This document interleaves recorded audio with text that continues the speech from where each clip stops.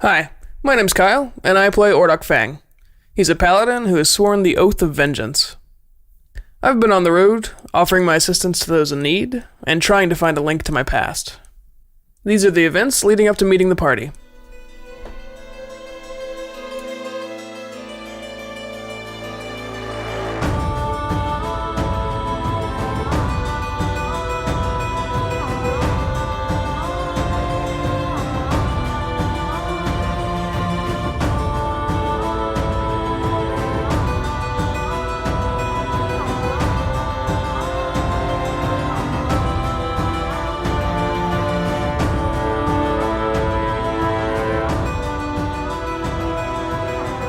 Each day starts out a little differently for you, depending on where you are.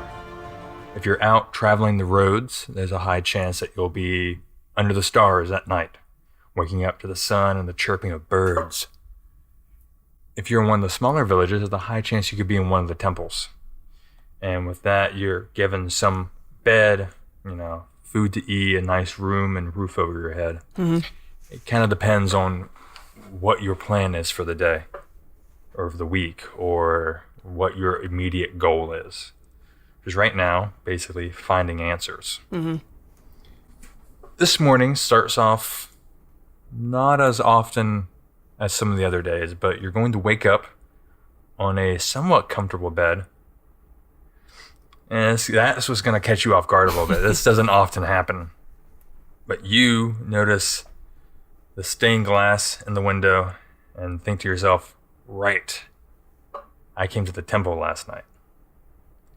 This is one of those roadside temples, little shrine almost, as a kind of scattered along the roadside out in the wilderness as kind of like some waypoints for traveling priests or paladins or clerics. Right. How long do you think you've been staying here? I've been moving about a lot recently, so maybe like 2 days or so. Okay. So after a little bit, you probably, get ready for the day, strap on your gear, kind of go see if there's any work that could be done around the very small temple. Yeah, definitely. I would definitely want to check in, sort of with the temple elders to make sure that, see if there's anything that needs to be done, or if anything's happened in the night that I could assist with or needs to be brought to my attention. With some of these higher up priests and clerics, there's not many in this temple, maybe 5 or 6, but they're going to have you as the young blood kind of visiting out of town, do the basics, clean up, sweep, cook here and there. Yeah, I mean, that was sort of my life for years in the temple, and sort of my life before that, so he doesn't have any sort of issue doing the grunt work. He'll happily do a task that keeps him busy. Now this will probably go on till about like mid-morning, when clerics and priests will kind of get together and have a little bit of meal, discuss the day's news, what happened overnight, who's doing what, how to get the local vagabonds and how to get the local people kind of more involved in the church. And that's probably not really your thing, what you're really interested in, would it be? No, not really. If they're talking about expanding the temple, that's not my goal. That's definitely a cleric department. I'm here for the action. Here to be the muscle. Yeah, yeah, the muscle sweeping the floors. Exactly. Moving those heavy boxes and crates. After probably about another hour or so of just menial work, one of the older priests that is kind of in charge, not so much he answers to somebody else, but he's going to come by and just knock on your door. Yeah, I would open it up, no hesitation. Brother Ordok, we have word from another sect. And he's kind of just going to give you like a slightly knowing look. Okay. That there is something that might need to be investigated. And since you're here, we thought Might be good for you to get some fresh air. You've been locked up in this room for far too long. Gladly. I'm here to serve. Tell me what needs to be done. He's gonna kind of come in and shut the door behind him, and your room is small. There's a little bed, not really on a frame. It's kind of just on the floor. There's a little prayer mat off to the side, and there's a desk and there's actually a chair in the room. And he's gonna pull it out and kind of easily sit in. You can see he's a bit older, so he's got some maybe arthritis. So he's gonna slowly creep down in the chair and start rubbing his leg absent-mindedly. Could you go ahead and describe what Ordok looks like? Yeah, since he got up in the morning, he would have put on his gear, so he's sort of a hulkish being. He stands about 6'5", has a darkish green skin. His hair is sort of long on top and pulled back, and he has shaved around the sides, and you can actually see several tattoos going up the side of his neck. And he wears a chainmail. It's not in the best condition. He's been on the road for a long time, so it probably could need some scrubbing. But he has on chainmail. While he's in the temple, I don't think he would have his weapons with him, so nearby he has a shield and warhammer. And the father's just going to look up at you, because even sitting in the chair, you're as you said, you're over 6 feet tall, so he's going to look up at you, gonna push these little spectacles back up his nose. Got a little hookish at the end of it. We're not entirely sure if it is a religion or a cult that is moving through the Northern Territory. We've been tracking them for a few months, possibly. Or at least another one of the Brotherhood has. But there's been some signs in the past few months that they might not be what they seem. This is deeply troubling. How far have they spread, do you know?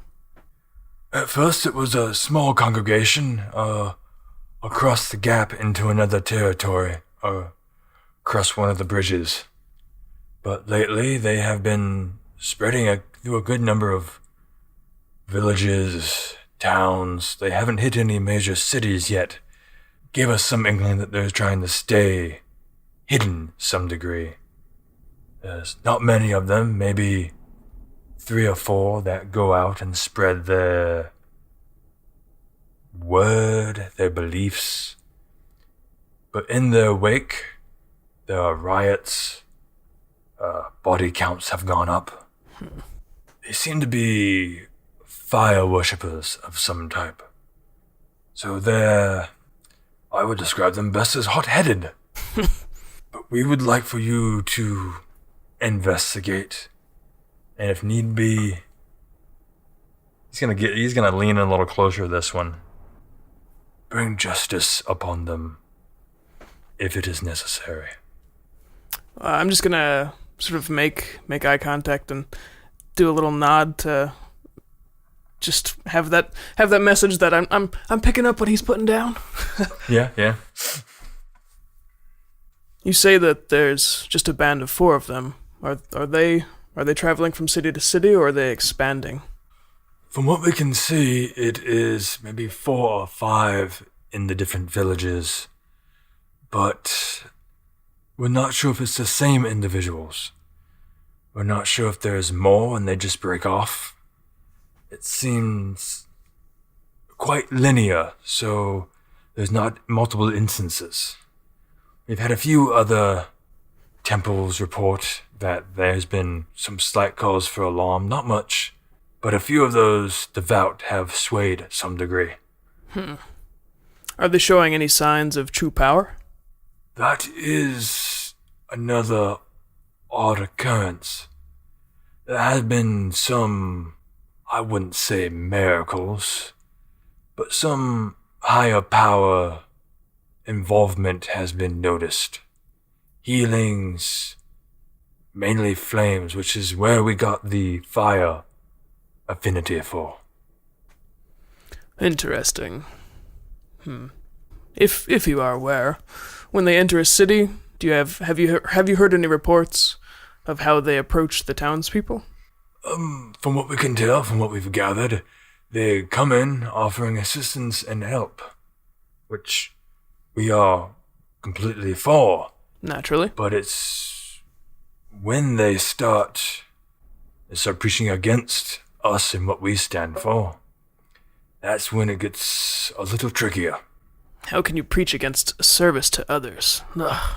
That's what we found quite strange. They first came in, as I said, offering assistance. But then it would turn to some degree a little more self-centered, self-righteous, a pull for power, which is where some of the riots occurred against, local officials. Some, small fires took a few houses here and there, nothing major yet. But we're worried that it's only a matter of time. It's always the little folk. They always go for the little folk. And he's just gonna, I think, be visibly agitated and a little bit like moving about restlessly, like he's wanting to go. He's kind of gonna hold up his hand. Let's make sure you're fully equipped. We can stop by the storehouse, get you a few rations for a couple of days' travel. If you happen to check in with other temples along the way, that would be most appreciated. That way I get some word back that you're doing fine. Of course. Not that I believe that anything would happen to you. He's gonna kind of just slap your chest, like in that manner, like, yeah, you're a brick. So it's a little high for him, so he's kind of just gonna smack you in the stomach. I believe you can take it. But better safe than sorry. We serve others, not ourselves. Of course. I will check in and send word back. And he's gonna slowly stand up, push the chair in, the creaking as the wood slides across the floor. He's gonna lead you outside, and you're gonna see you've been there a few times. It's where a lot of the dry food is stored while not being in the kitchen, while not being needed. And there will be a smaller, it looks almost a bit gnomish. And it's just running up and down the aisles, moving things, sorting things. Radcliffe! Yes, Father? We need some rations for Brother Ordok. Oh, yes. A mission. How many days? 8 days should suffice. That should be more than enough to get you to at least as far north as Runewood. You agree? Yes, that doesn't put you out, does it? I don't need that much. No, by all means, we have plenty. We can always send a brother or two into the woods and gather some other resources if the cause arises. But there's no need to worry about us. Yes, thank you. That is very kind. Yes, let's see what we have here. And you'll just see Radcliffe running up and down, jumping up ladders, down sides of shelves, and he's just grabbing things. And do you carry kind of like a bag or a backpack on you? Yeah, I've got a couple of pouches around my belt, and I've got a small bag, something that I could just easily toss down if I were to, because I carry my shield on my back, so I don't have I don't want to keep a backpack on just in case I need to pull the shield quickly. So I've got more like a satchel, something that I can just toss over one shoulder. Okay, you notice as Radcliffe is gathering materials, gathering some food, he's gonna run up and start trying to jump for your bag. I'm gonna just glance down and say, oh, sorry, and hand it down, and just hand it down open so he doesn't have to, do any unnecessary work. Yes. He's just gonna start shoving things in there. He's gonna put his hands underneath the bag and just lift a little bit. Oh, no. This won't do at all. We need at least 3 more days? 3 more days. Just taking back down the hall. And after a while, you can kind of see that the father is just hand in his head in his hand. A little sigh. Excuse Radcliffe, he doesn't often get visitors. Easily excited. It's quite all right. The next time he sort of runs back, I'm just gonna put my hand out. Like, I'll let him feel the bag, and I'll put my hand out and just be like, thank you, son, thank you. That is plenty. He's just gonna look up at you, and there is a noticeable height difference as he just stares about you, probably from about maybe your knee or slightly lower. Okay. And he's just gonna walk back away, start going through things, shifting things. You can see he has this large ledger book, tiny little writing, just marking everything down that you have. And he's just going through, not even checking the bag, just going through by memory. He's just gonna kind of wave you and the father off, and you guys will leave the building, unless there's anything you'd like to say to Radcliffe or do. I'm just gonna as I walk by, I won't say anything because I don't want to disturb him. But as I walk by, I'm just gonna give him like a light like pat on the shoulder. It's just a sign of appreciation. You know when you go to pat a cat and it kind of nuzzles into it sometimes? The father was not lying when he said Radcliffe didn't often get attention. He's like, oh, little buddy. Yes. Friends. Can you come with me? I'll just put you in my bag. Oh dear God, that would be amusing as all hell. That's a buddy cop show we'll Right. do later. Buddy orc. Buddy orc, yes. So as I'm leaving the temple, I have my mission. So I don't really.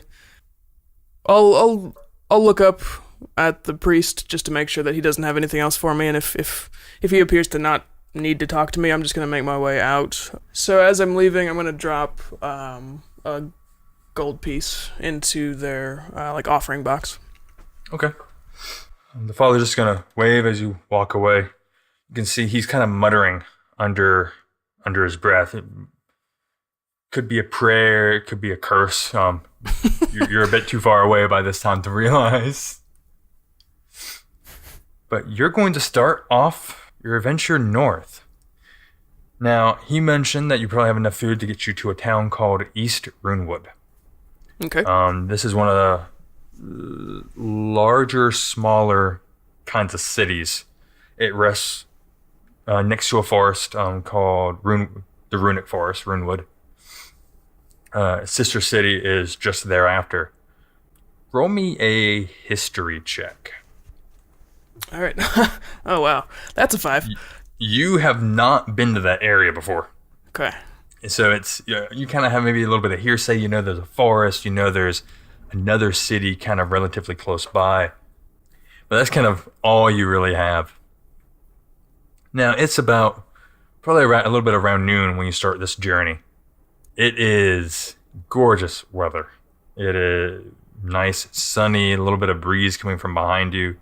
You're going to start traveling up this nice little kind of dirt path, dirt road. It's not really that well maintained, but you're kind of on the outskirts of the more civilized area. As you get further down the road a little bit, you're going to see kind of just a little bit, a good ways south, the ocean. Ooh. You're decently close, which means as you continue looking a bit further south, you're going to see a massive structure, which you know quite well as the city of Ironclad, kind of the unofficial capital of the eastern part of the Shattered Empire. Okay. General knowledge, you kind of know that the western side of the continent is following the old empiric ways, while the eastern side is a little more modern. They kind of follow a very less traditional way they're more of a melting pot of different races that have come together. But you know quite well what that place is, and you're heading much further north than that. Okay. You're not quite on the main road from Ironclad, so it will take you probably a few hours to get to that. And then once you hit that main road, it's a straight stretch up to Eastern Wood itself. Okay. So I would say as I'm traveling, especially enjoying the weather, I'm sure that I've had my fair share of nights in the damp and cold. So I'm probably, I've got a whole bunch of rations, so I'm not too concerned about like getting there in record time. So I'll stroll and enjoy the weather and keep a watchful eye out in case I notice anything that looks nefarious. You see a few travelers out and about, but there's not really all that many. It's not quite the season for traveling. And not that it's hot or too cold, or it's actually just right. But it's kind of during the harvest season where some of the farmers are bringing their crops and produce in. So everyone's kind of focused on other things and not a lot of people are traveling yet. Here in about maybe 2 more months, the roads will have much more traffic on them. But right now it's pretty laid back, not a lot of foot traffic. You're going to be traveling on this road probably a good another couple of hours before it gets to be a bit darker. How close to the road would you camp? I'm a 6'5" half-orc with a massive piece of steel on a stick. So Very true, very true. I would probably camp off. I wouldn't be too worried about it, but I don't want to be sort of disturbed as I try to sleep. So far enough away that I might not be able to, out of earshot of conversations, but not so far away that sharper noises or something alarming I would wake up to that. Okay. So as you kind of make a small little camp, you got your rations you're eating, some nice dried meat. The bread's a little stale, but not too bad. You have a nice pack. You have a nice water skin on you. You do notice that every so often you do come across a stream, so refilling that has not really been that much of an issue.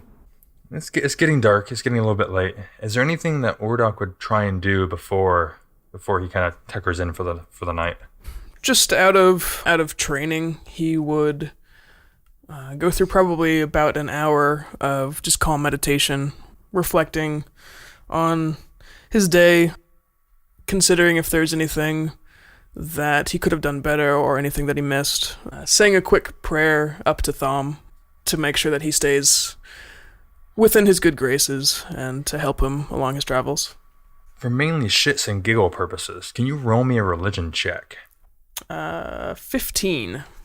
So this is one of those days you feel maybe a little bit closer. You have spent the past 2 days or so in a temple, but it's still, you got this probably nagging in the back of your head of so many other things on your mind.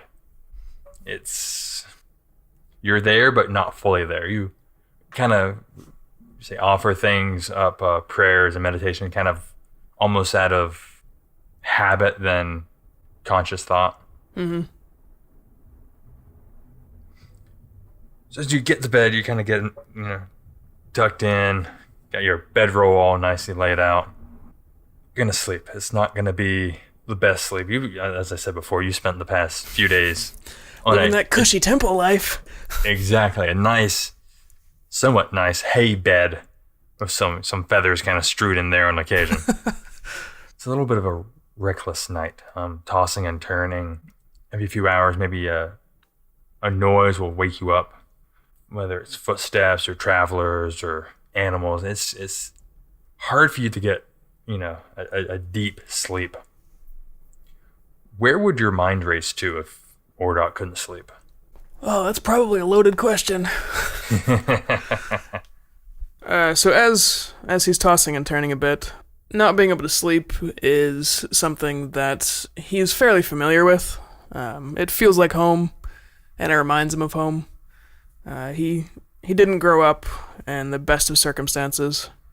Sleeping in the rough on city gutters was his early life. So as he's tossing and turning and can't quite get comfortable and hears the slow passers-by or quiet noises, he just keeps remembering back to early life and the hardships.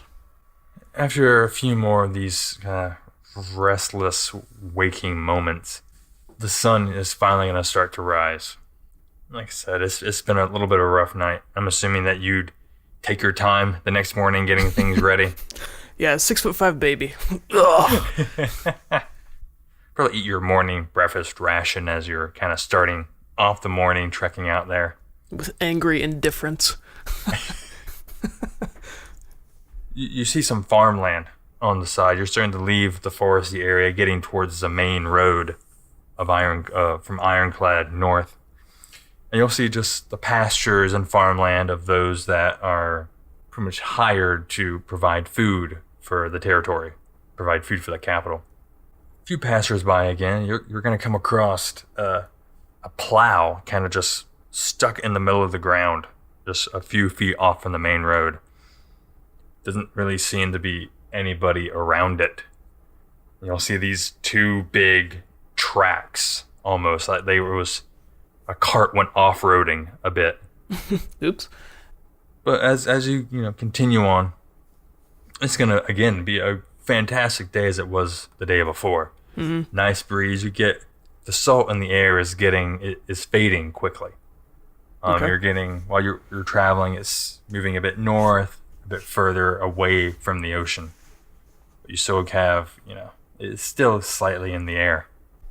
After another few hours during the day, you're gonna come across, I wouldn't say a beggar, because who would beg kind of on the open road? Right. It's not the best place. But you'll see this older man. He's got kind of like a gnarled walking stick. Hood is completely up. He's just off on the side of the road, facing kind of where the sun was rising, and just there.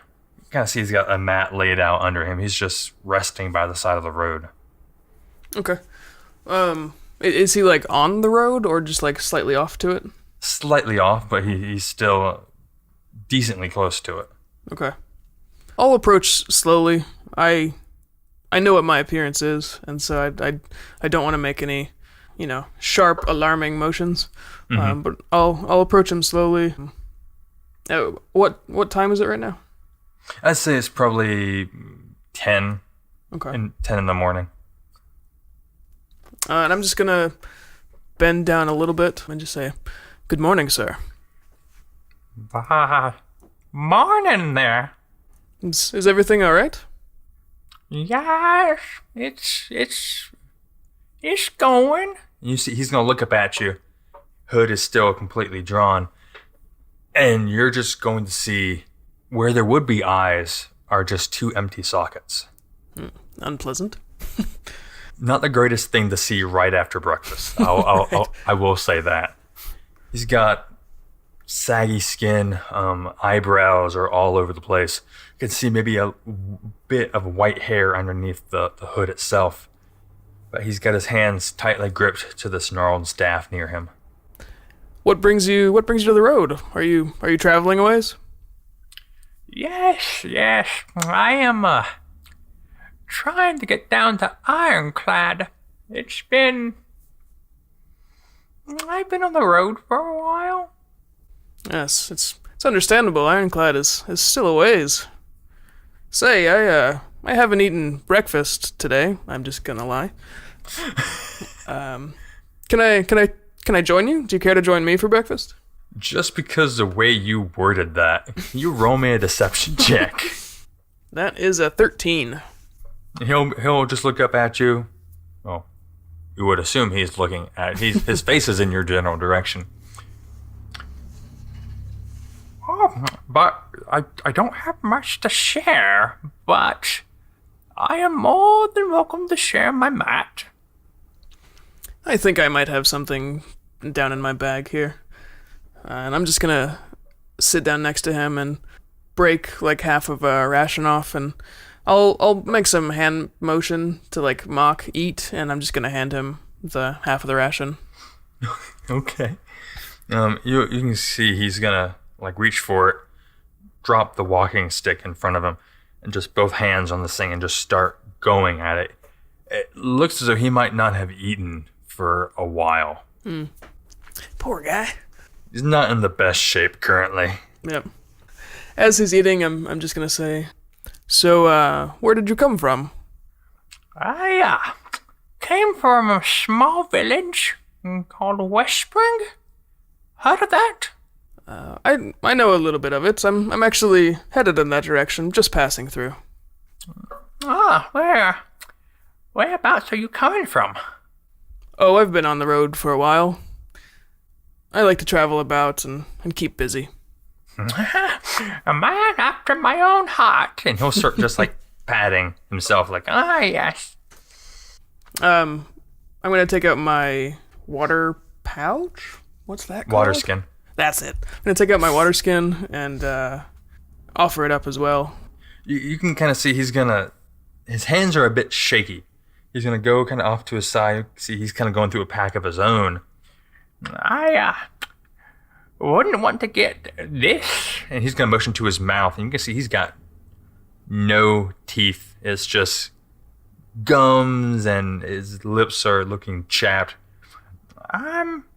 Here, if you wouldn't mind. And he's going to hold out a small little cup. It looks copper, patina around it a good deal, but dirty. But surprisingly, thankfully, no holes. He's kind of just going to hold that out a little bit. Okay. I'm gonna actually take it from him and just like wipe out the inside of the cup as best I can with just like my tunic and fill it up and hand it back. As you pull your tunic out of this cup, you're going to notice it is a good deal dirty. I wouldn't say moldy, but it might have dunked this in a couple of streams and maybe went a little too deep. Got some maybe mud or sediment in it. You're going to pour from your water skin into this cup. So you're just going to hand it back to him. Yeah. He's going to take it graciously and just up to his mouth and just almost one gulp swig it back. Better than spring water. Well, actually, I have plenty here. Would you like any more? If you don't mind, that will be much appreciated. Oh, it's no problem at all, sir. And I'll fill it up again.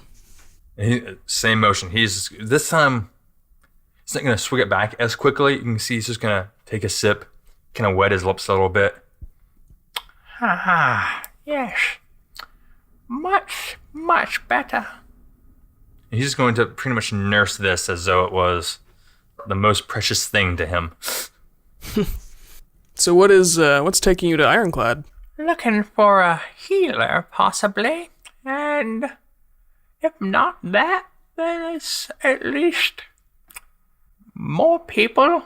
Maybe find a church or some place to take me in. I can't do much, you see. But I have my uses. And he'll kind of just, if he could wink, you can see he's kind of doing the winking motion, but there's really nothing to wink there. Well, that's not creepy. Please, sir, don't do that. Yes, I understand.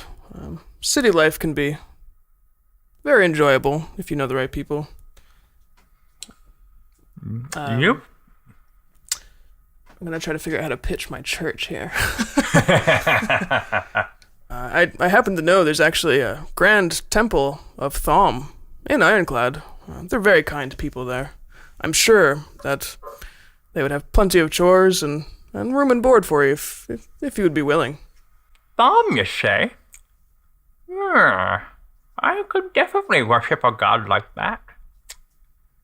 Might I ask your name so I can give it to them when I get there? Seeing as he's blind, I'm not really going to be that worried about giving an obviously fake name, but I'm not going to give him my real name for that temple. So I'm just going to look at him and say, "Oh yes, of course, sir. My name is Jonathan." I will make sure to tell them that you sent me. We're on the main road at this point, right? Yes. Okay. I'm also going to give him some loose directions, just like stick to the path, keep walking. You'll hit a city gate and they should be able to assist you from there. I'm going to make sure that his walking staff is well within reach, and I'm also going to hand him a full day's rations. Oh, fantastic. Begrudgingly, he will take this from you.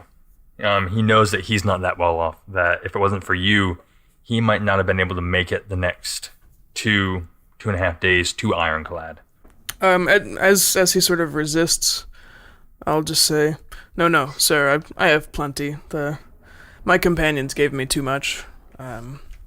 Just be sure to hold it close. You're not too far from Ironclad, but keep that for yourself.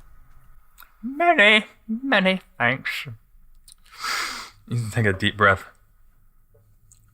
Please, do an old man a favor and take this. He's going to reach into his pack and pull out just a pair of dice. As you see these in his hand, they look worn, very, very well used. And the material you can't quite tell. Maybe later on you can take a closer look. But you'll notice the sides of the pips. One of the sides is going to be a kind of like a skull and crossbones. He'll hand these to you. Please take these. They serve me well, quite well. But I see you'll have a greater use for them. I definitely know what it's like to be poor and hungry, and so I understand his offering is sincere, and so I'm not going to make a big fuss. I'm just going to take them quietly and say thank you. You have been most gracious. I think it's time for me to go. You said it's just down the road here? Yeah, I'm gonna make sure he's facing the right direction. That is probably the best thing you could do for him all day. I'll also help him pack up his stuff and make sure he's got like a good grasp on his walking stick, and just again give him like a last rundown of like, just keep going till you hit the gate, and I'll just wish him well in his new life. And he'll wave as he's scurrying along. Have a blessed journey, Jonathan. And you can see he's a little hunched over as he's walking, kind of has both hands on the walking stick as he's going in front of him and just shaking a bit. But he seems to be walking well other than that.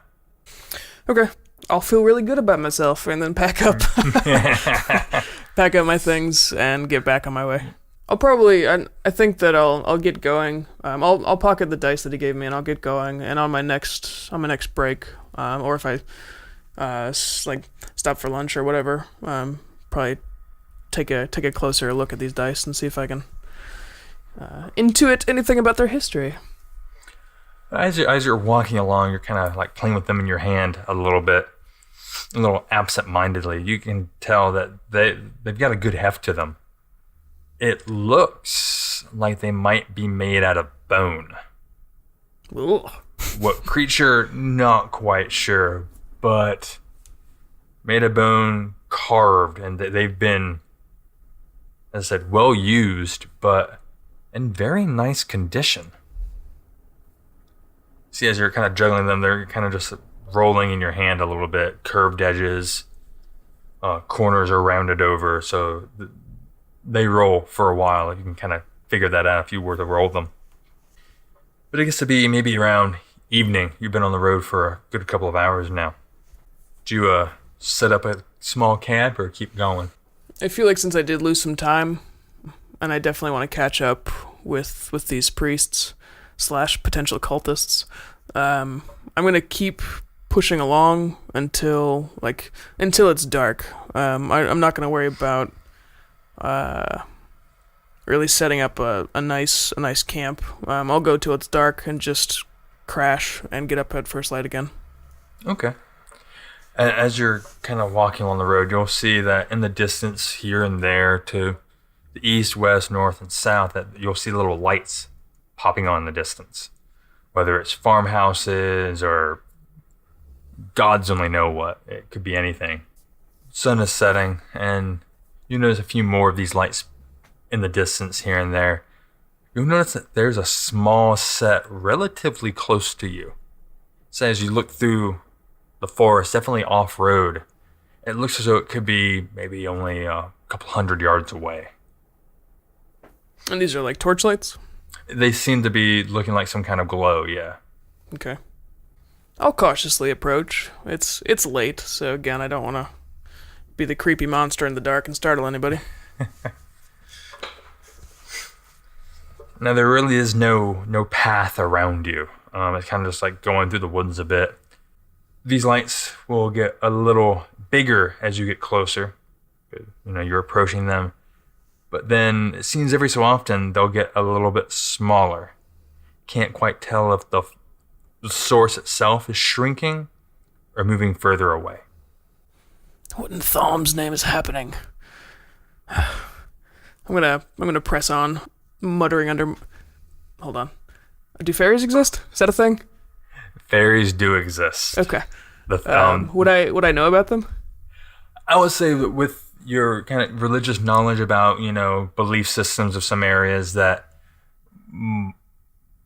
the Fae, the Fae world, that kind of thing, that would be something you would know of, that they would exist. Probably a little more north than some other areas, just because of ley lines and just densities of forests. That further north there are some much older places.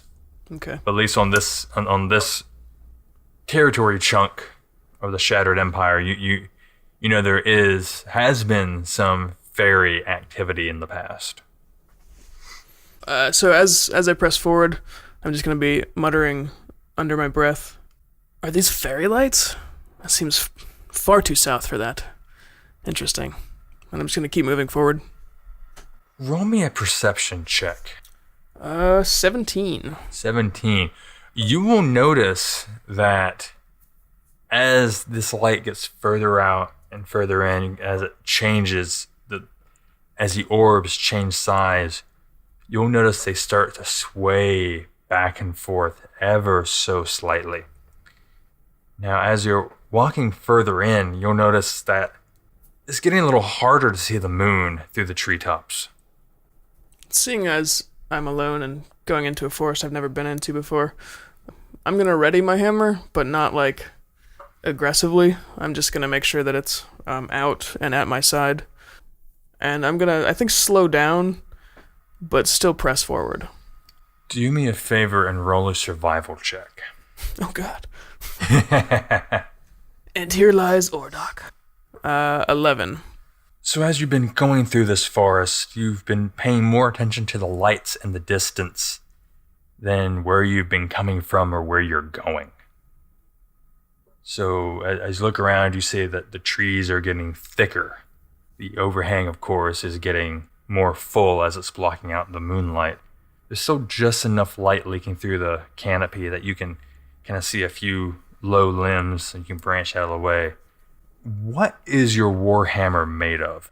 Is it just like a steel warhammer? So the hammer itself is fairly simple.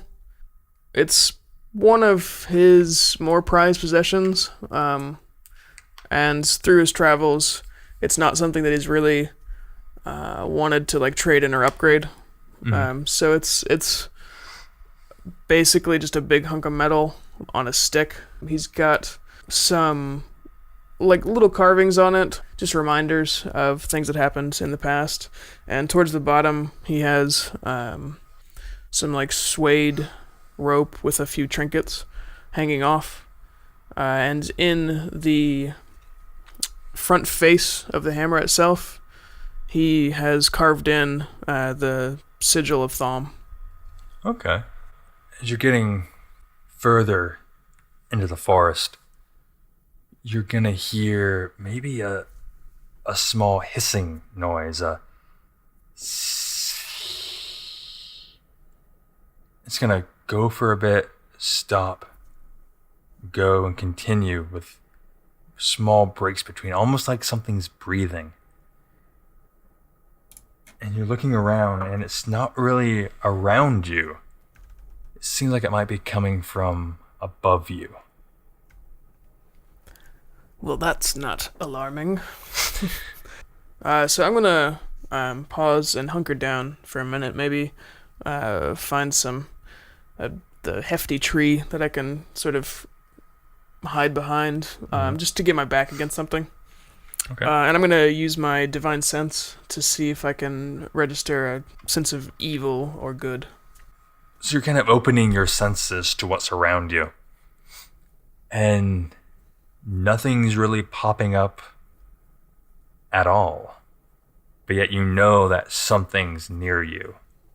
But you can't quite tell. It's not undead. It's not angelic. And it doesn't seem demonic.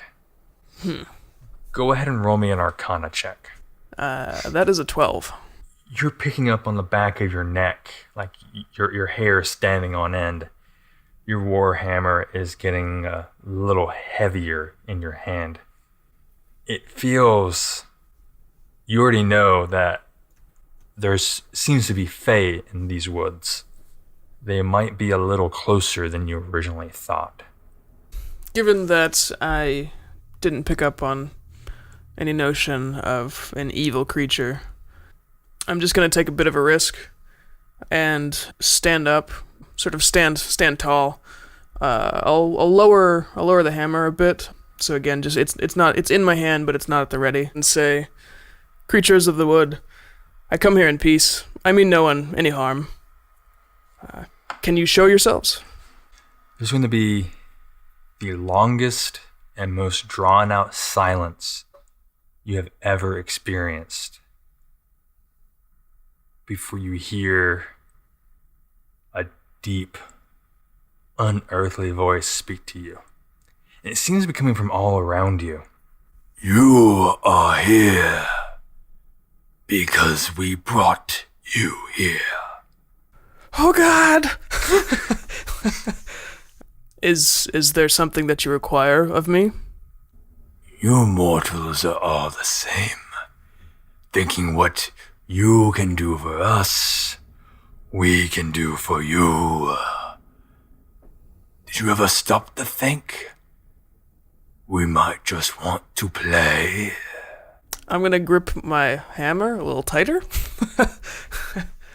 I can't say that I have. What game is this? The voices are going to go from being around you to kind of condensing into a centralized location. And you're going to see this massive tree in front of you. You're pretty sure it was there before, but you're not quite sure anymore which way you came into this grove. But there was a canopy above your head. But now you're in a grove facing a tree. And this tall, sleek figure is going to come out from around this tree. And the deep bellowing voice is going to echo from it. Well then, it seems there's a first for everything. I'm gonna do my best to not chatter my teeth in panic. Seeing as all of the trees just moved, I'll sort of square up my shoulders and just like lock myself in place. And just look back at him and say, I do try to be original. You can see the head is just going to tilt to the side a little bit as you say that. You're on a journey. Yes. That much we can see. Means not much to us. But after we play, we may have use for you. You have me at a disadvantage. I do not know the rules to this game. Chance. He's slowly going to sink down onto the ground. And it's a single motion. You can't quite see if there's any part of him bending. It's, as you're looking at him, it's darkness. A cloak around him. The eyes you can just make out, and it's just green. No pupils, just full on green. And he'll take a seat almost. Can't quite tell if he's cross-legged or squatting, but he'll sit and wave his hands in front of him. And the grass and the twigs will move with the rhythm of his hands and weave together. And you'll see a hexagon in front of him, as though the grass has become a velvet top and the twigs and the roots have made walls around it. A game of chance, you say? As it happens, I came across these dice earlier. Shall we roll for it? That could be most amusing. I don't like it when he laughs. He'll move his hands again, and you'll see some dirt roll and water or dew. Not quite sure what, but it will form a small mound in the center of his small table. It'll break away like an egg cracking. And he'll have a set of dice, and he'll pull them to himself. Shall we? And here lies Ordok. Dead again, twice in one game. So I'm still standing and he's down. Like how far up is this table? Like would it be more practical if I were to like kneel down? It would be. You saw how the grass and twigs kind of wove into it, so you can tell it's on the surface of the grove. Okay. I'm gonna make a bit of a show of preparing myself, and I'm gonna take the shield off my back and set that to my side, and set the hammer on the ground facing up so that the hilt of the hammer I can just reach out and grab it as quickly as I can. I'm gonna pull the dice out and just give him a look in my hand.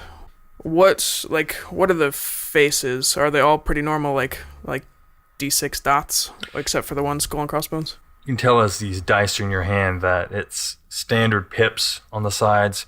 There are no sixes, but instead it's a skull and crossbone kind of inlay. And the creature will bring forth these beautiful carved cups. It looks as though it's like a ebony wood and just inlaid with flowers almost. They're not fresh, but they don't look like they're painted, almost as though it's a petrified flower kind of embedded in this wood. And he'll just scoot one to your side, and he'll put his dice in his. All right, let's do this, boys and girls. I'm going to pick it up and put my dice in as well. Now he'll make a show of kind of shaking it. The rules are simple. I'm sure you've played dice before. Probably. I'd say probably as a child, living on the streets, a bit of an urchin maybe. And dice is an easy game to play. I mean, you do have, cards would probably be a lot simpler, but dice, people like the noise, the tactile feel of them in your hand or in a cup as you're shaking it. So I'd say you probably have played dice before. I'll just look back and say highs versus lows. You'll assume he's smiling because underneath the hood, you just see these rows of white shining through. You have played. Yes. Highs to lows. Go ahead and roll me a sleight of hand with advantage. All right, so with advantage, that's a 12. You guys are going to shake, reveal the dice. Close, but not quite. Another go. Best 2 out of 3. I won't count this one. What, changing the rules already? By all means, we can keep it. Just go ahead and give me another roll. With advantage? Yes. You can tell as you roll these dice, as you put them in the cup and shake them, they've got a weight to them. They've got a heft.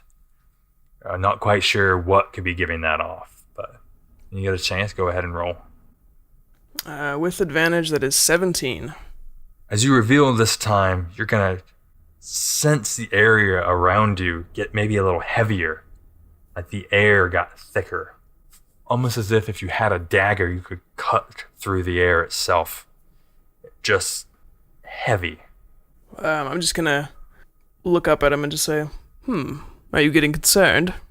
Weighing my option. And he'll motion again to the cup, and he'll roll again. So go ahead, and yes, you still have advantage. Before I roll, I'm just gonna say, may luck be with you. Oh God, shouldn't have said that. That's an 8. Lucky break. He rolled a 3. It seems you might be able to help me. I'm gonna relax a bit, and I'm gonna pick the dice back up and just like idly play with them in my hand, and just say, "Tell me, what's been happening?" There is a disturbance in my forest.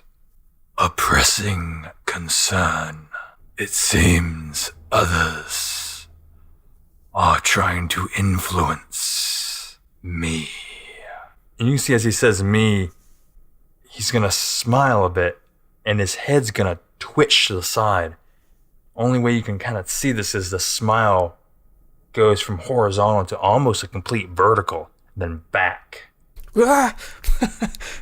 Maintain composure.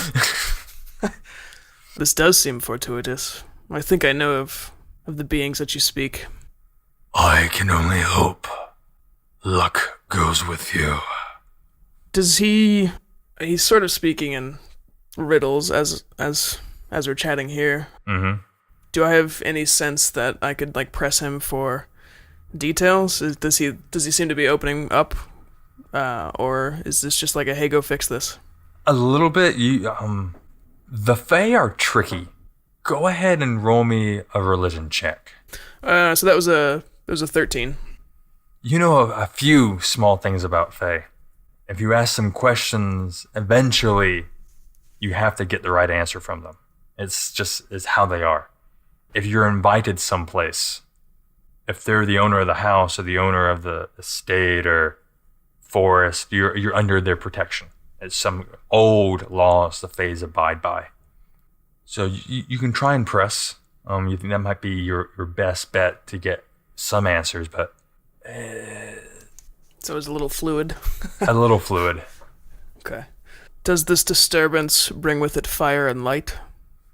This disturbance brings me madness. And you see as he says madness, the smile is gonna twitch a bit more. I see flames. I see innocence. I'm gonna growl under my breath a little. How long has this affliction been causing you harm? He'll look up at the stars, and as you cast your eyes up there as well, these stars do not look familiar to you in the slightest. You're not quite sure if it could be... can't quite tell if it would even be a different area or what, but none of the constellations are making sense. Fairies. By my time, months. By yours, it has just started. Can I do anything to help bring back a balance more quickly while I deal with the longer game? Purify my temple. Now that might be what causes you the most concern. With all your study of religion, I mean, even though now not so much, but it's not often you know of phase with temples. Right. So this is either an old, powerful fae or a different sort of fae. Okay. I'll perk up a bit then. A temple. Where is this located? Where silence echoes. So given my conversations with the priest before I set off, and now these tricksy riddles by this fae, I'm sort of assuming that the local religion in the Runewood is probably what he's referring to. So I'm not going to press him anymore. I don't think I'm going to get a lot out of him. So I'm just going to turn to him and say, I'll leave at first light. Can you offer me hospitality for this evening? you can kind of see that the smile is going to return a bit. It has already been granted when we Broke bread. Oh shit! I'm gonna just chuckle a bit and say, well, thank you, sir, for the dice. And thank you, Jonathan. I'm just gonna bow my head and gather my things and get up from the table, or the I guess it was a table, the thing we were rolling dice on. As you grab your things, roll me a Constitution saving throw. That is a 15. You're a little lightheaded. You grab your things. As you turn, you hear the hissing. You see the stars above your head. It's the heaviness around you is going to sink in. You don't know whether you stood up too fast or turned too quickly, or when was the last time you ate? How parched have you been? But you'll fall backwards, and the sun will flash in your eyes as you're not quite in a bed of leaves, but you're in, outside some bushes, how there's that thick grass that's long by like a good foot and a half. Yep. You're laying in that. A little bit of dew on your side. You hear birds chirping, and you hear people. You hear a marketplace.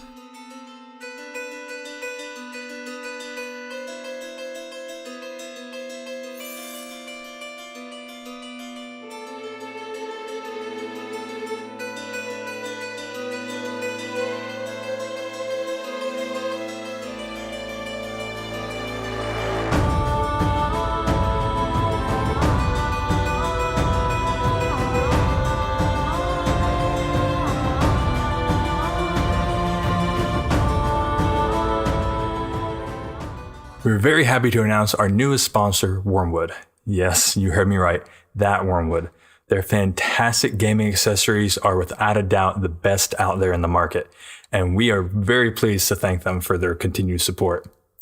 And with their support, we can help you, our listener. At checkout, please use code DO/DICE for free domestic shipping.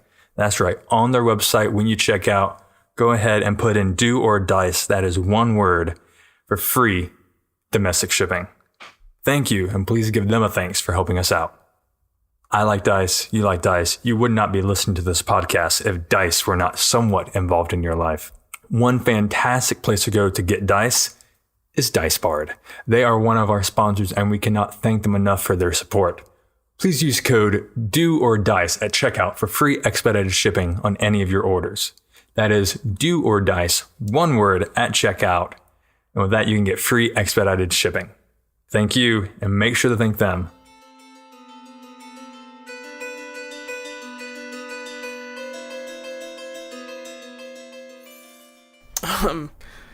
I'm gonna continue to grumble about fairies. Do I feel rested, or do I feel like I've just been traveling all day? A little bit of both, actually. Okay. You're gonna feel it's probably the deepest sleep you've had for some time, but you're still worn to some degree. All right, I'm gonna sort of lean up from this bedding and just do a quick check of my surroundings. As best as I can tell, am I where I entered the forest, or have I traveled to where the town is? You are not where you entered the forest by a long shot. As you look around, it's definitely a city you have never been to before. You're still somewhat in a forest, a good ways away, but you can see probably 150, 200 yards away, about a 1.5 story wooden wall. Some hovels outside to that's not all around, but on either side where the main road cuts through. As the sun kind of rises, it will fill in off this tall tower of almost an obsidian in the very center of the town. It's well above everything else. You know from the description, you know from the map that this is East Runewood. And you're here about 6 days earlier than you should be. I've got so many rations. Or it could be 6 days later. It could be a month later. You know with fairies, it could be any time frame. I'm gonna try to gather my wits about me as best I can. Continuing to grumble about fairies and the fae. Seeing as I'm on the outskirts of like a proper city, I'm gonna get up and just sling my shield back on my back and just like holster the hammer. Just collect myself. I'm gonna do a quick check. Do I still have the dice on me? You still have the dice. As you look at them in your hand, the skull and crossbones, you can see instead of the crossing of the bones, there's only one bone left on one of them. So while it's 2 skulls, 2 right arms, what will be a right arm, one dice has 1 left arm, another dice has nothing in that location. Strange. Hopefully that's not a countdown. Alright, I'm gonna keep those I'm gonna tuck those securely so that I'm not gonna just leave those in like any old pouch, and just collect the rest of my stuff and head towards the city. As I approach, I definitely want to take note of sort of like the hovels and the outskirts in an effort to sort of see what sort of life the people that live on the outside are living. Oh, you can see that they're mainly hunters, fishermen, lower class almost, but they seem happy. Farmers, it seems to be more of the get out there and do things kind of thing. A couple of tables are set up here and there behind some houses. Tanners, maybe a few fleshers here and there. Can't tell they're just like feathers all around one hovel particular, as he's, got like a bucket of arrowheads and he's just fashioning a bunch of arrows together. Okay. I think I am actually going to treat the change in the dice with a little bit of urgency. So I'm not going to stick too far along with the outskirts. I'm going to make my way towards you said there's a small wall. Is there like a gated entrance or something? Yes, it's you kind of see as you're approaching the road, it's dirt on one side and there's some little cobblestones of like a pure white marble. You'll see as you get further towards the gate, is it going to get into larger pieces and then smaller pieces again. Then you'll see the gate itself, and beyond that is just marble cobbled street, basically. So fancy. Yeah, I think I'm just gonna, I'm not gonna have any reservations. I'm just gonna enter the city. You enter the city, there's some hustle and bustle around. You see there's a couple of merchants kind of set up with some carts and wagons here or there. It's early, so a few of them still aren't quite out yet. You can hear just like general conversation from some. Herbs for sale. Clothing. We've got some nice linens here. And just on and on, people haggling here or there, trying to get your attention. Have you checked your bag at all for your food? Probably not. I feel like no, I don't think I have. He was in a. I feel like the shock of waking up, miles away from where I left. He's still just getting his wits about him a bit, so he just gathered his things and went. He wasn't really concerned about food at the time. Where would be the first place you'd try and go here? Anytime I enter a new city, I like to check to see if there is a Temple of Thom, and I'll check in there. If not, I would probably check the other temples to see what's here, to see if I recognize a friendly face, as it were, see if there's a a group that I'm familiar with. But definitely checking for temples is the first thing that I would do. As you're looking around, kind of asking a few guards here or there is no temple to Thom in the area, at least the immediate area. The only temple that seems to be here is a temple of Artio. As I'm sort of chatting with one of the guards asking about the temple, I'm also just gonna get see if you can just give me sort of a brief rundown, like quick city layout. Like, is there a city center? Is there like a market district or whatever? When you kind of entered in the main area, that was kind of like the traveling market district with the wagons and the carts. A little further in, the city center is basically kind of spoked like a wagon wheel around the runic keep. There's roads going off in all sorts of directions from there. You can kind of find that the inn is there, what was the Mages Guild is there.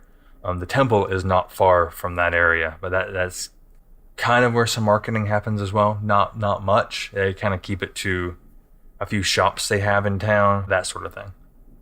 Okay. I'm gonna do like a swing by of the temple, and then I'll probably actually go to like the inn, and just sort of dump my stuff there. But so first, I'm gonna just do a quick swing by, like a swing by of the temple, and just see what I see. You'll notice as you approach this temple, it's a few of the buildings nearby are, nice marble foundation, got some timbers here and there holding it up, wooden sides. The temple looks a little more archaic, a little more natural. The foundation itself is completely wooden. Interweaving branches. It looks almost like trees were grown here specifically for this temple. It has a very nice forestry look to it.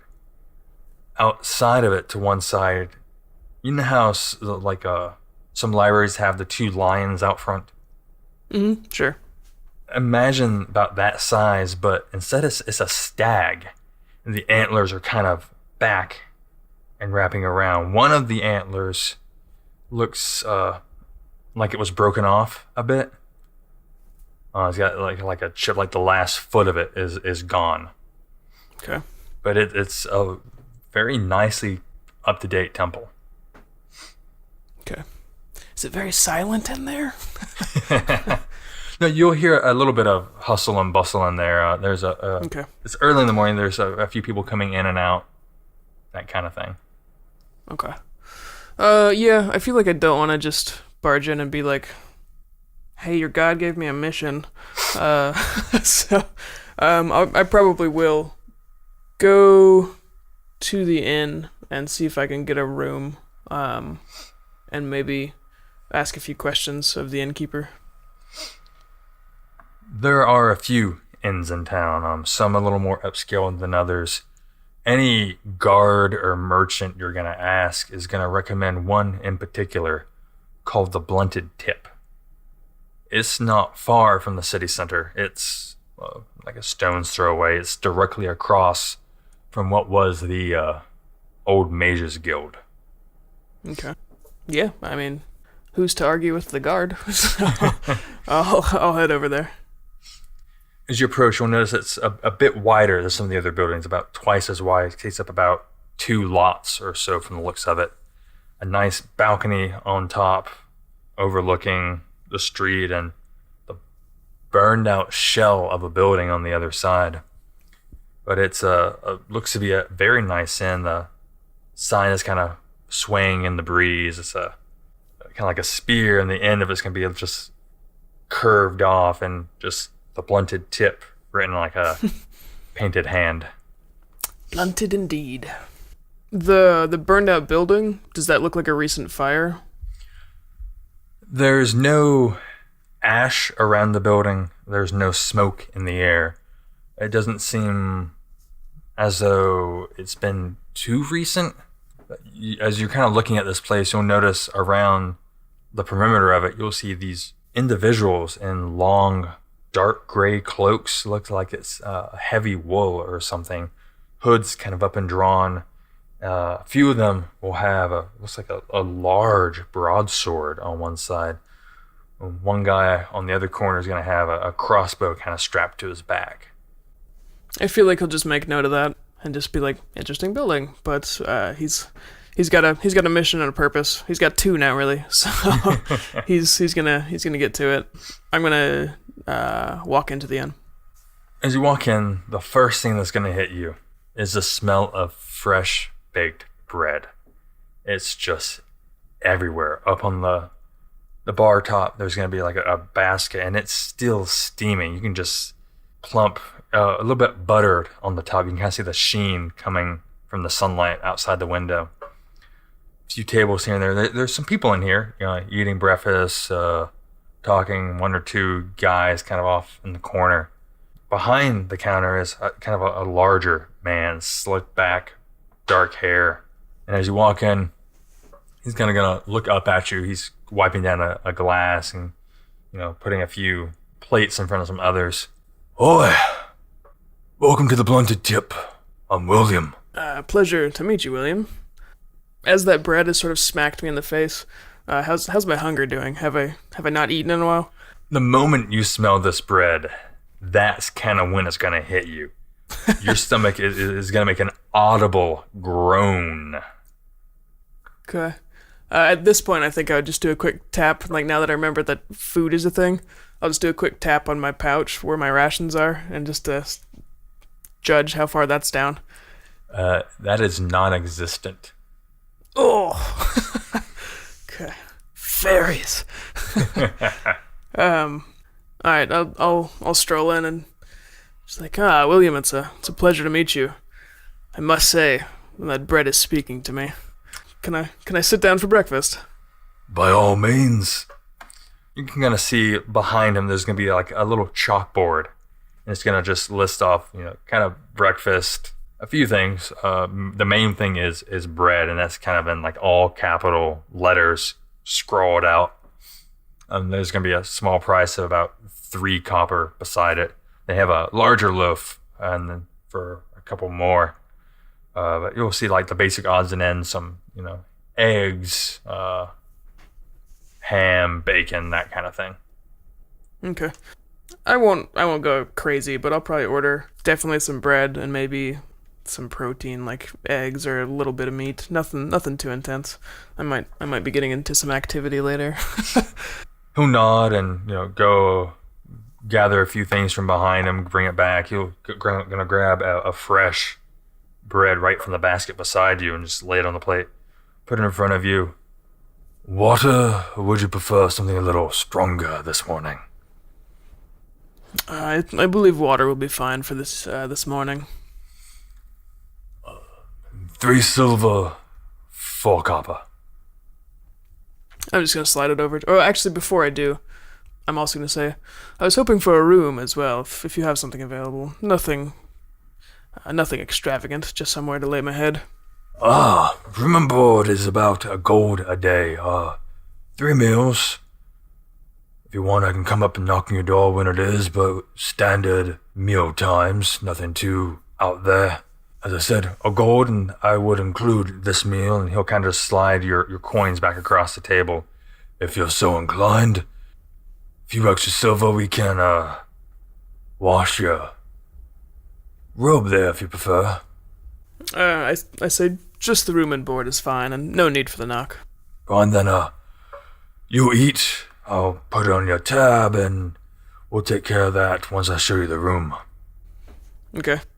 I think I'm gonna eat first, so I'll just get into the meal. While I'm eating, I'm just gonna try to small talk and get some information if I can, and just ask him about the temple. I'll say to him, as I was coming into the city, I noticed a beautiful temple. What is that? That is the Temple Artio. Kind of a woodland guardian up here of that sort. Is it open to the public? Yes, brother Aaron keeps it open to the public. He's a fine chap. Oh, interesting. Is this Artio the patron of the area? More or less. He He, she, it, I'm not quite sure, not a big practicer myself. But, from what I do know, Autio is a giant stag, long curling horns, stands about double your height, double my height, It's a big stag. protects the forest. Much as I know, it's this temple here, and there was one over in Westspring. I also noticed the building outside. Was there a fire in town? He's gonna roll his eyes a bit to that one. That was the Mages Guild. It was burned down a few months back by some imbeciles, we'll say. Yes. I think I'm just gonna let that one drop. I don't know the area, so I don't want to push any sort of... I don't want to push any boundaries with that. So I'll just let that go. I'll shake my head in acknowledgement. Alright, I think I'm just gonna finish my meal then, and just ask to be shown to the room. Preference, up or down? Upstairs has a bit of a lovelier view. Downstairs, I knock a copper or two off for you. It's a little loud in the evenings. Downstairs will do quite nicely, thank you. And he'll walk you down a small hallway, and you can see he's kind of peering down a bit further. But he'll kind of stop me about halfway, kind of open the door and show you. Zip, bed, desk, little dresser. Need anything else? Anything I can do for you?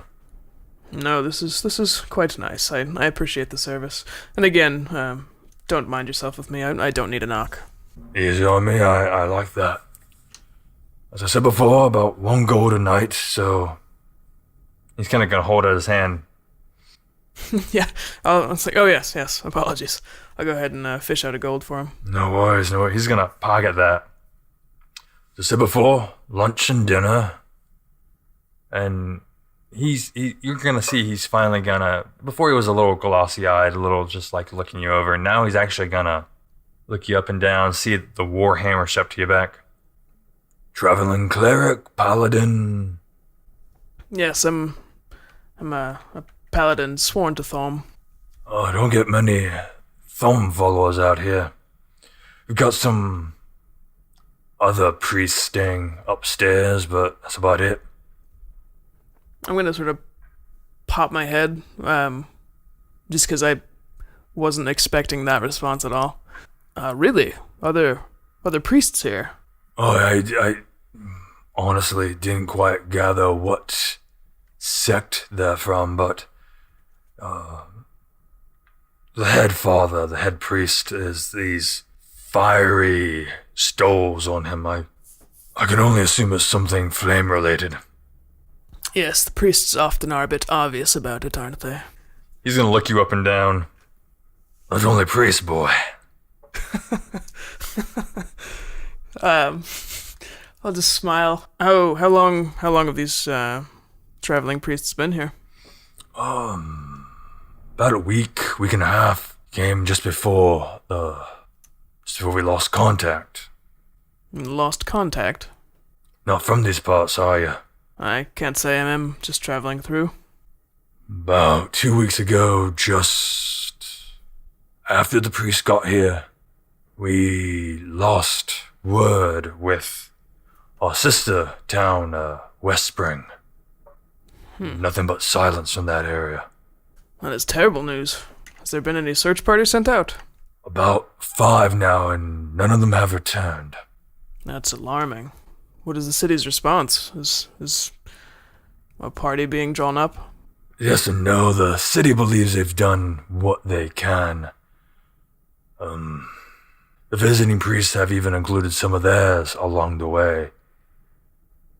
It's a generous gesture, but now on top of that, our quarry's been taken over by kobolds, so the road is not all that safe to travel to Westspring, and not many would travel through the forest itself.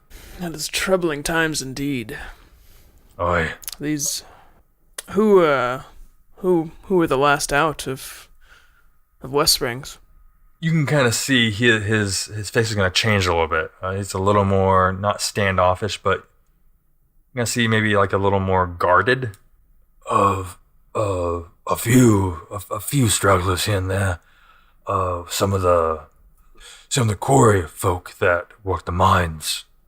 The priests were the last big ones that came through here. The priests came from West Spring. Aye, there was a few eyebrows here as well, but they've sent some of their own with the search parties, so suppose that is, as I said before, generous. I suppose. Traveling anywhere particular or staying in town for a few? I think I'm going to be a bit reserved at this point as well. Mm-hmm. And just say, no, I'm passing through. I like to offer my services where I can. Seasoned, I take it? As much as you can be, I suppose. Might have a job or two for someone of your standing if you're open for it here in the next day or so. That's very kind of you. I have a few things to attend to first, but yes, we may talk later. He'll just nod. I'll let you get set. Lunch will be in around midday. See you then. I'm just gonna thank him and let him go. Is there anything else you'd like to do? Yeah, I'm gonna sort of drop my traveling stuff while I'm here. Just given sort of the urgency of the Fae, I'm gonna basically just prepare for battle. So strip off things that potentially could hold me back, take my weapons, take my shield, make sure my armor's in good shape, and then just drop my like traveling stuff. So like rations and my sack o things. I don't know. Okay. It's like mid-morning now, right? Yeah. I think after I sort of clean myself up, I'm just gonna make my way to the temple. As you approach the temple, you'll see that there's like a small crowd leaving it. And out front, you'll see in just some light green, like an earthy green kind of leaves. There's going to be this individual outside just shaking hands, and people are going to be leaving. He'll notice you come up. It'll take him a few minutes to kind of address you. He's talking to a few people here and there. As he turns his head away from you, you'll notice his ears go to a slight point. So he was escorting people like outside, like something just ended, and he was walking people out essentially. Yeah, pretty much. You can see he like some kind of service or something has ended. He's outside shaking hands, kind of doing a little bit of a blessing, and just like seeing them as they leave. Okay. You know, this is kind of a priestly personal touch at the end of a sermon. I'm gonna walk up to him and trying not to interrupt, but just sort of like pique his attention and say, Brother Aaron? I'm looking for Brother Aaron. I am Brother Aaron, yes. How can I help you? Yes, I was just at the inn, and William spoke very highly of you, and I was just looking for a conversation when you have a moment, obviously. Now is a good time. If you'd like to wait inside, if you can give me a few minutes, I will be in there shortly. Okay. Yeah, I'll go ahead and head on inside. As you go inside, you'll see that it is standard, wooden walls. It's a good kind of cathedral ceilings, about 1.5, 2 stories tall. Almost tree-ish pillars every so often, and gorgeously carved wooden benches. Every so often you'll see like candles, or almost something's giving off a bit of light, and it's held up by an intricately carved like antler of an elk. And every so often you'll see this kind of coming off the trees. Okay. I'm going to make a real quick check of the dice to make sure that there's nothing's changed on those yet. No, nothing has changed. But give me a perception check. Perception, you said? Perception. That is a 16. You're looking at these dice as you're inspecting to see how, if anything's changed. And the light's going to hit it in a certain way that kind of gathers your attention up at the light source. And the materials are going to look a little bit similar. It might not be bone dice. It might be dice sculpted from an antler. Interesting. At least I'm in the right spot. I'm going to reach out again with my divine sense. and just see. I mean, the fairy was speaking pretty dramatically about an affliction.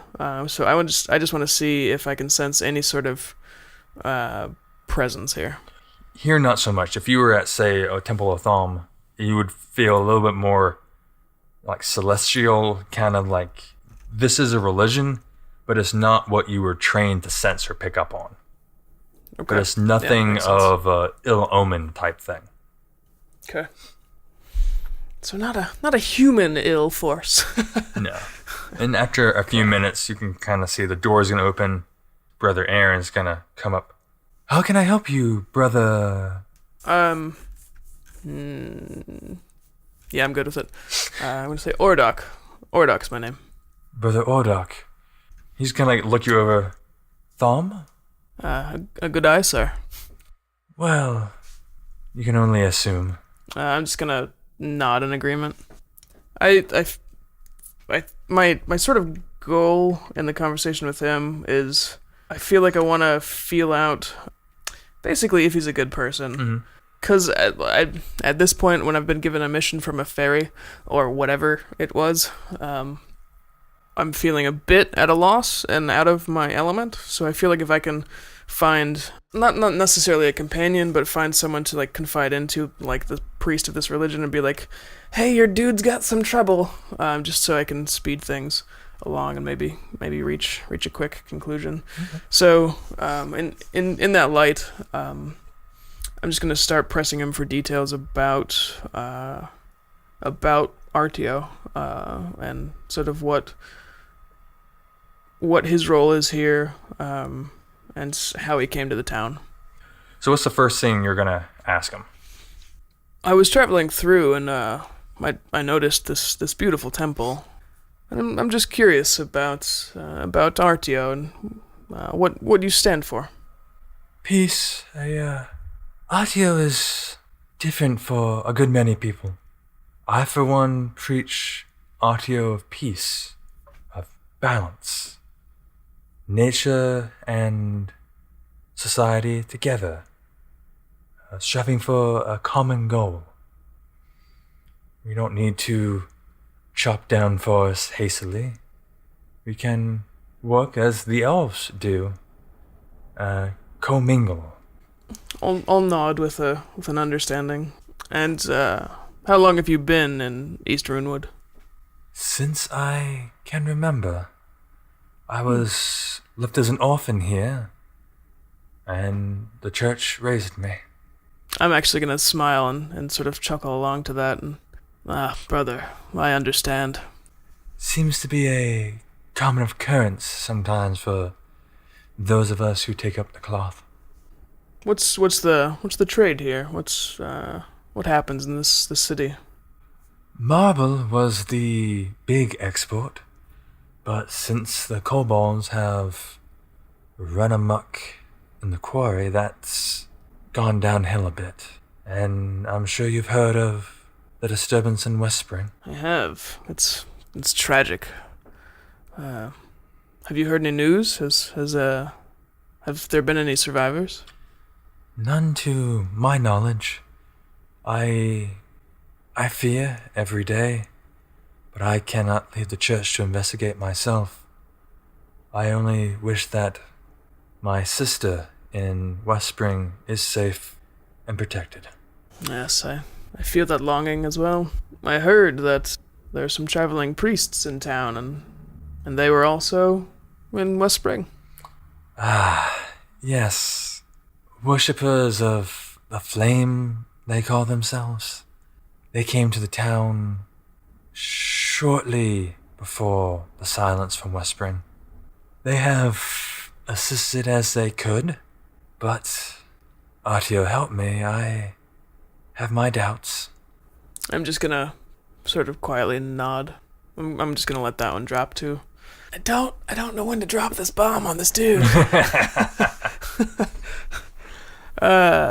You say that you've always been here. I don't mean to pry, but were you born here? Do you know? I am not sure. My heritage, as you can tell, is from here and there. I'm not sure whether it was my father who was elven or if it was my mother. But at this point, it has no consequence for me. I'm gonna sort of chuckle along and say, I understand. As long as we have some common ground. Yes. What brings you to town? Well, I'm afraid, Brother Aaron, that I may have some troubling news. And see, at this, he's going to take more of a guarded kind of stance. As I was traveling here, I think I might have met your patron, and I'm gonna pull out the dice and just hold them open palm in my hand. He's going to touch them, and the moment his hand touches them, he's going to pull it back a little bit. Cold. Very cold. They look... He's going to just keep his hands at a distance and just get his eyes close to the dice and just look. These dice were carved from antlers. I'm gonna sort of nod up to the it was like a candelabra type thing? Yeah, yeah. Okay. I'm gonna sort of nod my head up to that direction and be like, that seems to be a running theme. Is this significant to you? Well, my patron, Artio, is the great stag, Fey elder who fell in love with the nymphs of the forest and decided to stay. Mainly took the form of a stag and has been that way ever since. I myself have not seen him, but some claim to have seen a stag in Runewood. This is troubling. Well, I'm afraid it doesn't get better. I spoke to him, or possibly one of his acolytes.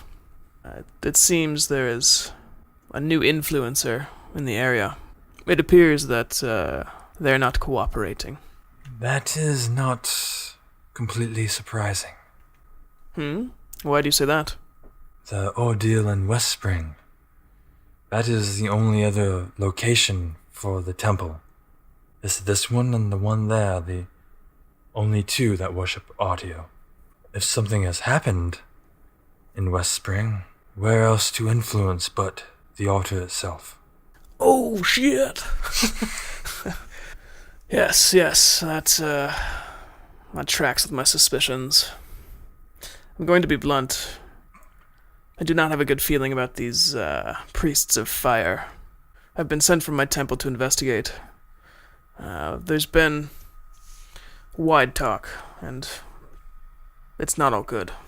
You are not the first to bring this to my attention. I have heard similar stories. Are you planning on taking up my god's calling for this mission? I think I can offer assistance here. It's the righteous thing to do. He's gonna bow his head a little bit. You are better equipped than I am. Swords and I... And you kind of see he's gonna hold up his left hand, and he's gonna be missing 2 fingers, his pinky and his ring finger. Never quite got along. I'm just gonna make like a sort of coy grimacing face, like, ugh, yes, so it would seem. What can you tell me of the temple in West Spring? It is quite similar to this. Sister Lily runs the temple in West Spring. She and I both trained here at a young age, and the hustle and bustle of this city was a bit too much for her sometimes. So she chose to go there and help with that temple. Very good. If it helps, that one was the first. This is a copy of it. It came up, I believe, 2 decades after the one in West Spring was built. Yes, that's, thank you for the information. That is actually very helpful. May I ask you a favor? I've been traveling for quite a while. I'm actually not entirely sure how long. You know how the fairies get. He'll chuckle a bit at that. Could you send word back to my temple, just to let them know that I've arrived and I'm taking up the cause? Of course, by all means. I will write a letter and send it with great haste. If you're planning on going to Westspring, you might not want to go alone. I'm going to sort of shift my shoulder, like with the hammer on it, and say, I can't ask anyone else to throw down their life for me. No, but you might want to see if anyone else is going by chance. Yes, I believe William mentioned something about that, actually. He seemed fairly reserved. Does he have family that hails from Westspring? William and I don't often speak except for the occasional drink when I am over. I have heard him not mention family from Westspring, but it might be easier for you to ask him yourself. And if you were in the Fae recently, you might want to rest sooner rather than later. That's probably wise advice, thank you. I would also say you should reach out to Artios as you do. I think that he could use the support. As I always do. I'm gonna tell him like the room that I'm staying in at the inn, and just say that if you could, I would appreciate it if you could keep your ear to the ground, see if your congregation is taking to these priests of fire.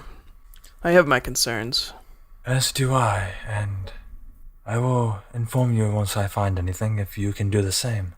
I'm just gonna thank him for his time and make my way out of the temple. Okay. Are you gonna head back to the inn? Yeah, I'll head back to the inn. I feel like Brother Aaron would know better than I do about how to recover from encounters with Fairy. So I'll take him for his word. I'll head back and see if I can get an early lunch. Yeah, William will be at the bar, see you walk in, kind of give you a gesture. Food? You look a little pale around the edges. Yes, I believe that is just what the priest ordered, when I sort of point in the general direction over where that temple was. He'll chuckle a bit and he'll get some food together for you. It's kind of like a small stew. Again, some more bread. Delicious buttered bread. But he'll lay it in front of you and he'll get you a water with that as well. Hopefully you were able to find what you needed from the brother. Yes, there was more than I expected, really. I think I would like to have a word with you about Westspring, but it's been a long day, so maybe in the morning. Aye, that would be most appreciated. There's a few others I'm talking to as well. It might be best to get you all here tomorrow for breakfast. We can talk it over ham. I'm just gonna nod and say, maybe I will actually take that knock on the door. I'll wake you in the morning. And that is probably a good place to wrap this up. If this is your first time listening, then thanks for coming. Do or Dice is produced weekly for your enjoyment. Show notes, character sheets, and bios can be found at doordicepodcast.com. Follow us on Twitter or Facebook at Do or Dice Podcast. The Do or Dice Podcast is associated with the Nerdsmith Network. Check out some of the other contributors at nerdsmith.org. Do or Dice is a very new podcast. Please give us a 5-star review in iTunes or wherever you shop for your podcast. Thank you again for your support, and check us out next week. Same dice time, same dice channel. There was a time